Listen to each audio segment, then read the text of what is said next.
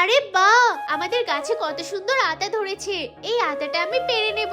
বাবু, তুই একটুখানি তো ঠাম্মির কাছে যা। মা, তুমি তাড়াতাড়ি ধরো। এই বৌমা কোথায় যাচ্ছো? এই তো মা, আতা পাড়তে এসেছি। গাছে একটা মাত্রই আতা আছে, এটা আমি ধরতে পেরে গেছি। এখন আমি বাড়িতে নিয়ে যাব, তারপর চালের ভিতরে রেখে দেব।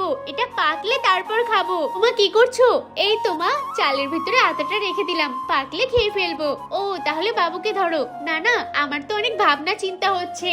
যখন আতাটা পেকে যাবে তারপর আতাটাকে ভালো করে ভাঙবো, বাবুকে খাইয়ে দেব, আমিও খাবো। কত ভালো লাগবে। একবার দেখি তো একটু পেকে গেছে নাকি। হয়তো পেকে যেতেও পারে, আর যদি পেকে যায় তাহলে তো খেতেই পাবো। রে আমার আতাটা, আরে এখনো কাঁচা আছে, ভাবলাম হয়তো পেকে গেছে। তাহলে একটুখানি রেখে দিই, একটুখানি পরে দেখবো।